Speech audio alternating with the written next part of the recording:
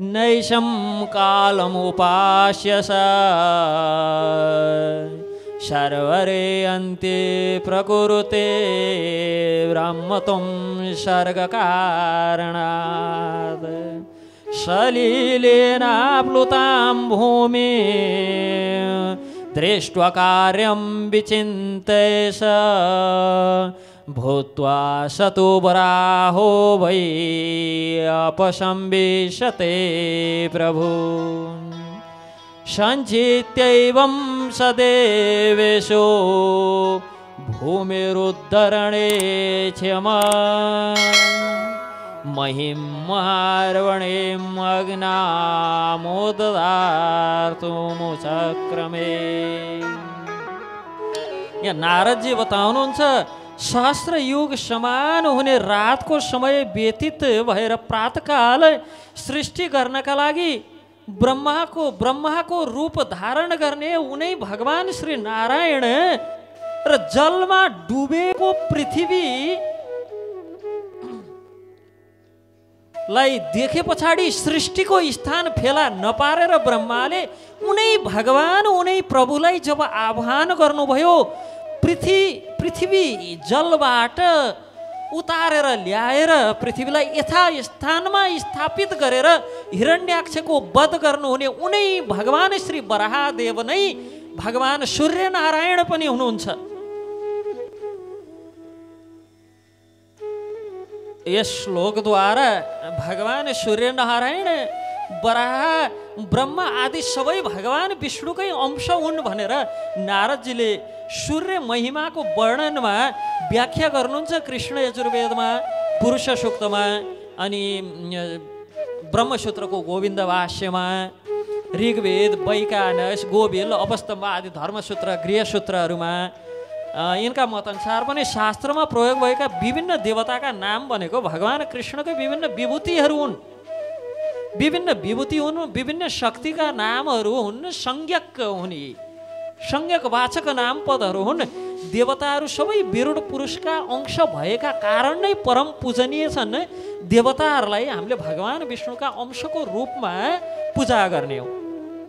अग्नि जस्तो पुरुष सूक्तमा बताइएको छ भगवानको मुखबाट अग्नि प्रकट भए, त्यस कारण भगवानलाई के ग्रहण गराउँदा हामी अग्निका माध्यमद्वारा गराउँछौँ। अग्निबाट नै भगवानले ग्रहण गर्नुहुन्छ। तत्पश्चात चन्द्र र सूर्य भगवानका आँखा समान छन्। यिनका माध्यमद्वारा भगवानले हामी सबैमाथि दृष्टि राख्नुहुन्छ। सूर्य र चन्द्रका माध्यमबाट विराट पुरुषको अर्थ आफैले पनि बताउँछ। विविधानि विविधानि राजन्ते वस्तुन्य अत्रति विराट। विविधानि राजन्ते वस्तुन्य अत्रति विराट, जोबाट विविध देवता आदि सबैको सृष्टि भयो। अत्रति विराट, जसबाट सबै थोकको सृष्टि भयो, जसबाट सबै थोक आयो, सबै थोक प्राप्य भयो। इति विराट, तिनै चाहिँ विराट हुन्। र यहाँ सूर्यकै वर्णन गर्दाखेरि तिनै भगवान जसले त्यो पृथ्वीलाई, जसले सर्वप्रथमत आफैबाट ब्रह्माको सृष्टि गर्नुभयो, ती ब्रह्माले कार्य सिद्धि गर्न नसके पछाडि आफै वराहको स्वरूप, उत्तम स्वरूप धारण गर्नुभयो। वराहको स्वरूप कस्तो थियो, कसरी आउनुभयो? जब ब्रह्माले हेर्नुभयो जमिनमा, जमिन अब सृष्टि गर्नका लागि केही पनि बाँकी छैन, यसो ध्यान दृष्टिले हेर्दा एउटा धुन्धुकारीले पृथ्वी त लगेर सजाउने कुरो बनाइसक्यो, सुतलमा पुर्याइसक्यो, पातालमा पुर्याइसक्यो। तब भगवान श्रीहरिको स्मरण गर्नुहुन्छ। त्यतिखेरसम्म पनि ब्रह्मालाई स्मरणै पनि कसको गर्ने भन्ने ज्ञात भइसकेको थिएन। जसले मलाई सृष्टि गर्नुभयो र जसले मलाई तपः इति भनेर आदेश दिनुभयो, तपस्या गर भन्नुभयो, तिनै भगवानको म स्मरण गर्छु भन्दा स्मरण गर्दै थिए ब्रह्माजीलाई हाच्छिउँ आयो।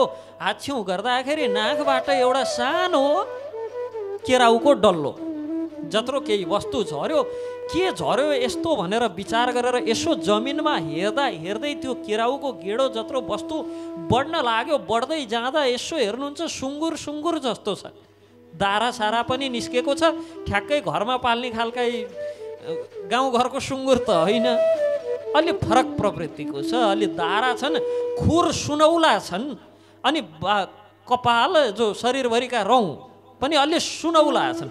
सुन पनि कस्तो भन्दा तताएर पगालेको ठिक्क पारेको, गहना बनाउन ठिक्क पारेको पगालेको जस्तो सुन।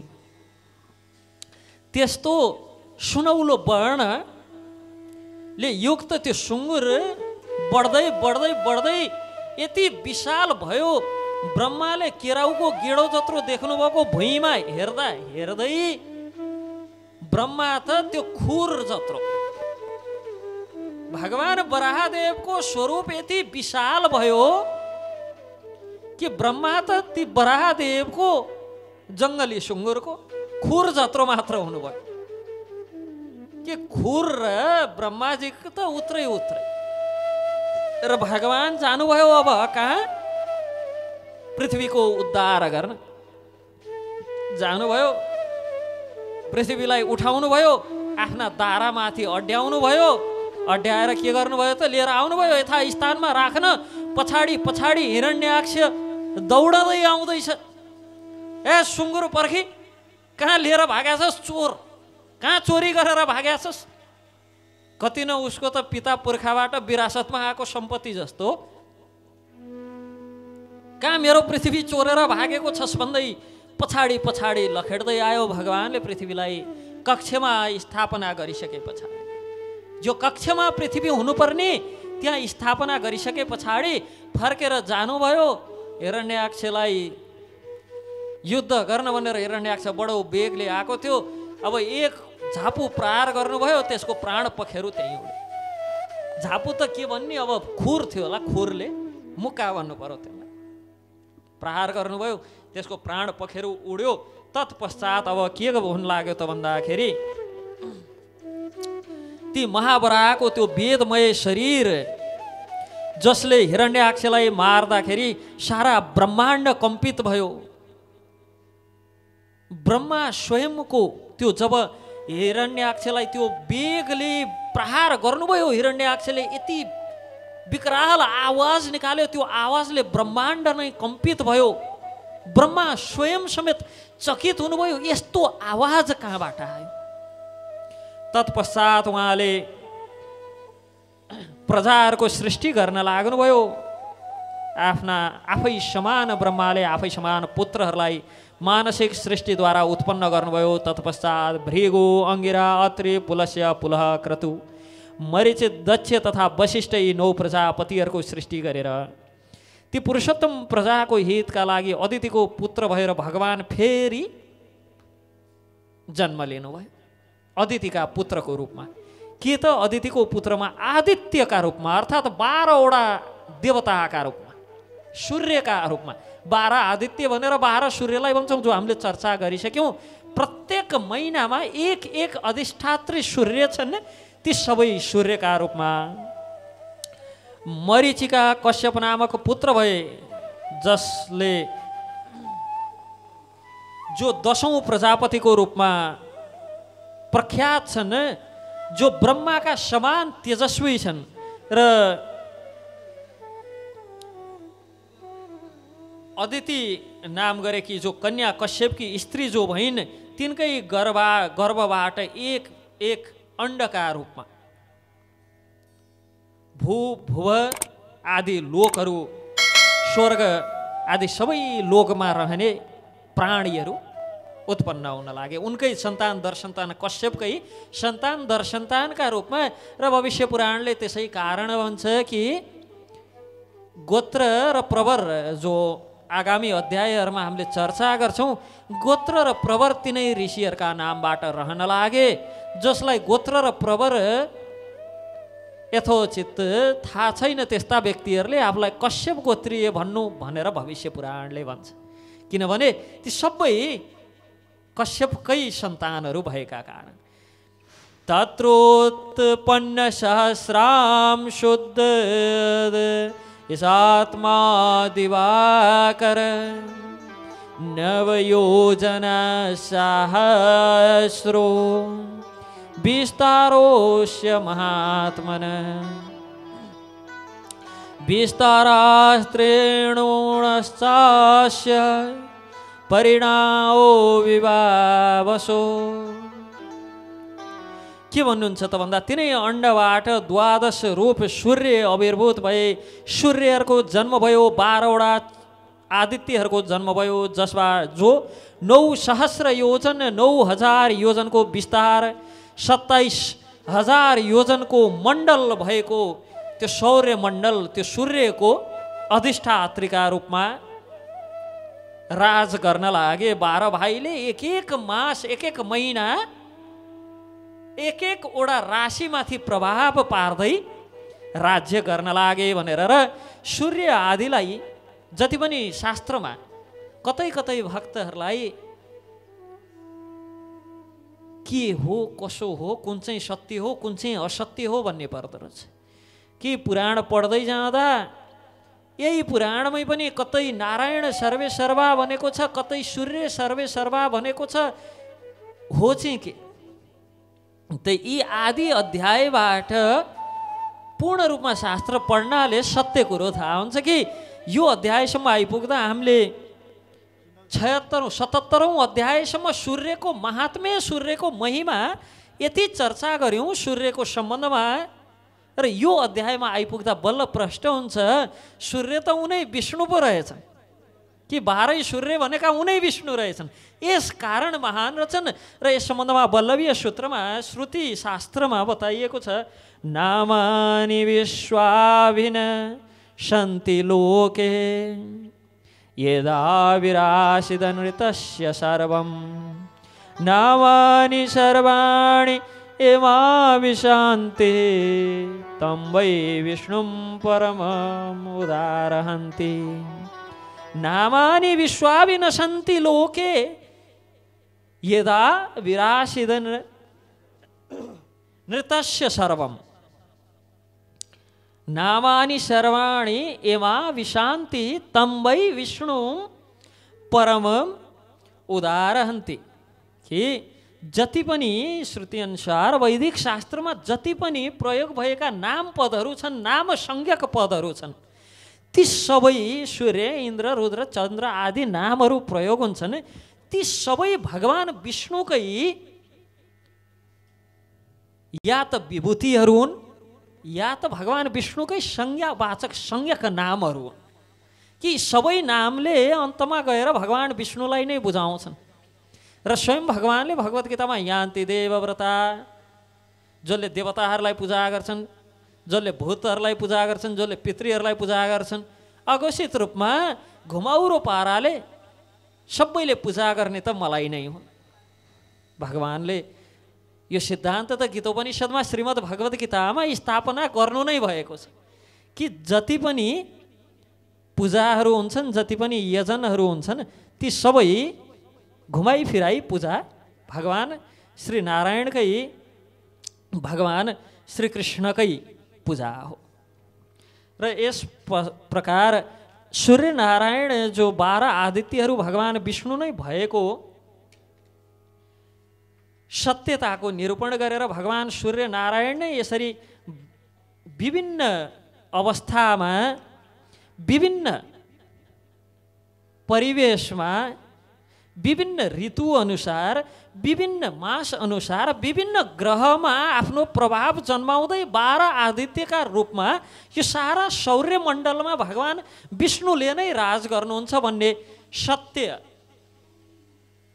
धर्मको निरूपण गर्दै तत्पश्चात ब्रह्मा आदि देवताद्वारा सूर्यको स्तुति नमस्ते देव देवेश सहस्र किरणोज्ज्वल लोकदीप नमस्तुते नमस्ते गुणवल्लभ भास्कराय नमो नित्यं खगोल्काय नमो नमः विष्णवे कालचक्राय सोमाय मिततेजसे नमस्ते पंचकालाय इंद्राय वसुरेतसे खगाय लोकनाथाय एकचक्ररथाय च जगद्वेताय देवाय शिवाय मिततेजसे तमोघ्नाय शुरूपाय तेजसां निधने नमः जय भाव जया जेय जय हंस दिवाकर जय शंभो महाबाहु खग गोचर भूधर जय लोक प्रदीपाय जय भानु जगत्पते जय काल जयानंत संवत्सर शुभानने जय देवादिते पुत्र कश्यपानंदवर्धन तमोघ्न जय सप्तेश जय सप्ताश्ववाहन ग्रहेश जय कांतिश जय कालेश शंकर अर्थकामेश धर्मेश जय मोक्षेश सर्वदा। इस प्रकार ब्रह्माले सूर्यलाई विभिन्न श्लोकमा स्तुति गान गर्नुहुन्छ। हे भूतभावन, हे देवदेवेश, हे दिवाकर, रवि, भानु, मार्तण्ड, भास्कर, भग, इन्द्र, विष्णु, हरिहंस यस्ता अनेक रूपमा प्रसिद्ध हे भगवान विष्णु, हे सूर्यनारायण हामीमाथि कृपा गर्नुहोस् भनेर यस प्रकार ब्रह्माले विभिन्न श्लोकद्वारा सूर्यको स्तुति गान गर्दै शौर्य धर्म निरूपणमा सूर्य अवतारको कथन, सूर्यका विभिन्न अवतारको सम्बन्धमा ब्रह्मादि देवताद्वारा सूर्यको विराट रूपको दर्शनको सम्बन्धमा र सूर्यको उपासना गर्नाले के फल प्राप्त हुन्छन्, विभिन्न पुष्पद्वारा विभिन्न समयमा कस प्रकार सूर्यको योजन गरिन्छ, कस प्रकार सूर्यको पूजन गरिन्छ, सूर्य षष्ठीको व्रत कसरी बसिन्छ, यसको महिमा के हो र उभय सप्तमी व्रत कसरी बसिन्छ, अनि निचुबारक सप्तमी तथा निचुबारक चतुष्टय व्रत कस प्रकार गरिन्छ, कस्ता व्यक्तिहरूले गर्नुपर्छ, कस्तो वातावरण र परिवेशमा गर्नुपर्छ भने यसबाट कस्तो फल प्राप्त हुन्छ भन्ने प्रसङ्गमा कामप्रद स्त्रीको वर्णन गर्दै जो स्त्री कार्तिक मासको दुवै पक्षको षष्ठी एवं सप्तमी तिथिमा क्षमा अहिंसा आदि नियम पालन गरेर संयतेन्द्रिय भएर एक भुक्त रहेर उपवास गर्छिन्, गुड र घिउले युक्त अन्न श्रद्धाका साथ भगवान सूर्यलाई ओदन अर्थात् भात पकाएर सूर्यलाई घिउ र गुड हालेर अर्पण गर्छिन्। हाम्रो त फेरि गजब चलन छ, भात त जुठो हुन्छ, भगवानलाई भोग लगाउन हुन्न भन्छौँ हामी त। फेरि खाकै भाँडा पकायौँ भने चाहिँ जुठो हुन्छ। भगवानका लागि सबै थोक फरक भाँडा बर्तन तयार गरेर फरक भान्सा तयार गरेर भगवानलाई समर्पण गऱ्यौँ भने सबै थोक संसारमा भगवानकै हो। उहाँलाई निवेदन नगरिकन खायो भने चोरी चाहिँ हुन्छ कि जसको सम्पत्ति हो उसैलाई समर्पण नगर्ने, उसैलाई भोग निवेदन नगर्ने हो भने त चोरी हो नि। पिताकै सम्पत्ति भए पनि पुत्रले विधिवत रूपमा माग्नु त पर्यो नि। ए बुढालाई थाहा होस् कि नहोस्, यो चाहिँ साटसुट गरेर बुढाको सही आफैले गर्दैन ल्याप्चे हान्देर जग्गा जति आफ्नो नाममा ल्याउँछु भन्नु भने त बाकै सम्पत्ति नियमसँग ढङ्गले छोराले पाउने भए पनि चोरी चाहिँ चोरी कि त्यसमा चाहिँ जालसाजीको मुद्दा लाग्छ। त्यस्तै गरी सबै अन्न आदि त भगवानकै कृपाले हामीले प्राप्त गरेका हौँ कि हामीले हातमा धान लिएर त फलाउन सक्दैनौँ। भगवानकै कृपा प्रदत्त भूमि, जल, वातावरण सबै चाहिन्छ र सँगसँगै भगवानको कृपाले धान काटिसकेपछि पानी पनि नपर्नुपर्छ, नत्र सबै थोक फलेर पनि भागमा नपर्न सक्छ। त्यसकारण भगवानको कृपावश प्राप्त भएको यी अन्न आदि सबै भगवानलाई नै भोग निवेदन नगरिकन ग्रहण गर्नु चोरी हो र घृत आदिका साथमा भगवानलाई अर्पण गर्नुपर्छ र भगवानलाई विधिवत रूपमा पुष्प आदि निवेदन गर्ने यस्ता स्त्रीहरू इन्द्रनील समान सर्वकालीन विमानमा बसेर 10औं लाख वर्षसम्म सूर्यलोकमा आनन्दमय जीवन व्यतीत गर्छन् र सबै लोकको भोग क्रमशः भोगेर यस लोकमा आएर जो जन्म ग्रहण गरे पनि अभिषिक्त पति प्राप्त गरेर संयुक्त रूपमा पति पत्नीले भगवान श्रीहरिलाई प्रसन्न गरेर वैकुण्ठसम्म प्राप्त गर्छन्। यस प्रकार हुन त भक्तहरूलाई भक्त भागवतहरू योभन्दा पनि सजिलो उपाय त हरिनाम नै छ। किन यो सारा लोकान्तर घुमिराख्नु पर्यो? हरेर नाम हरेर नामैव केवलम कलौ नास्तेभ्य नास्तेभ्य नास्तेभ्य गतिरन्यथा। हरे कृष्ण कृष्ण कृष्ण हरे हरे हरे राम राम राम हरे हरे। केवल भगवान श्रीहरिको नाम संकीर्तन गर्नाले एकै पटक प्राप्त हुने फल छोडेर यी लोकान्तर किन घुमिराख्ने? होइन, कसैलाई लोकान्तर पनि घुमौँ। व्यासासनमा बसेर अगाडि किताब पल्टाएर बकबक बोलेका छन्, साँच्चै छन् कि छैनन् भन्ने इच्छा छ भने त्यसको पनि उपाय बताइदिइराखेको। नत्र सहज उपाय छ, यो सबैतिर लागिराख्नु पर्दैन। केवल भगवान श्रीहरिको नाम कीर्तन गर्नाले मात्र, किनभने यो भविष्य महापुराण राजसिक पुराण अन्तर्गत आउँछ। अलि रजोगुणी व्यक्तिहरूलाई यी विभिन्न प्रकारका फलहरू पनि भोग्ने इच्छा जाग्छ। त्यसकारण त्यस्ता व्यक्तिहरूलाई यो फल पनि प्राप्त हुन्छ है। यदि चाह्यौ भने यी फलहरू भोग्दा हुन्छ। फल नै भोग्दा पनि यो तुच्छ फलहरू भन्दा सूर्यलोकको फल त उत्कृष्ट होला। सूर्यलोकमा प्राप्त हुने भोग त अझ उत्कृष्ट छ। यसकारण यदि भोग्ने नै इच्छा छ भने पनि त्यो सूर्य आदि लोकमा गएर भोग, कमसेकम माथिल्ला लोकमा जाऊ। यदि भगवानको सारूप्य नै प्राप्त भएन, भगवानको सालोक्य नै प्राप्त भएन, भगवान वृन्दावन चन्द्र भगवान श्री कृष्णको त्यो भक्तिमय सेवाको सु अवसर नै प्राप्त भएन भने पनि, भोगै मात्र प्राप्त भयो भने पनि यहाँको तुच्छ भोग भन्दा अलि माथिल्लो लोकको भोग ग्रहण गर न भनेर यहाँ यो उपाय दिएको कि जब भोग नै गर्नु छ भने पनि ती उपल्लो लोकको भोग ग्रहण गर्दा सँगसँगै थाहा नहुँदै परमार्थको मार्ग पनि खुल्दै गयो नि। भोगका लागि मेहनत गरेको, तर त्यो भोगको मेहनतले पनि परमार्थको मार्ग प्रशस्त गर्छ भने तिमी भोग पनि गर्दै गर, सँगसँगै परमार्थको मार्ग प्रशस्त पनि हुँदै जाओस्, द्वार पनि खुल्दै जाओस् भनेर यी अनेक उपायहरू दिएको। अन्यथा हरेर नाम हरेर नामैव केवलम हरे कृष्ण कृष्ण कृष्ण हरे हरे हरे राम राम राम हरे हरे।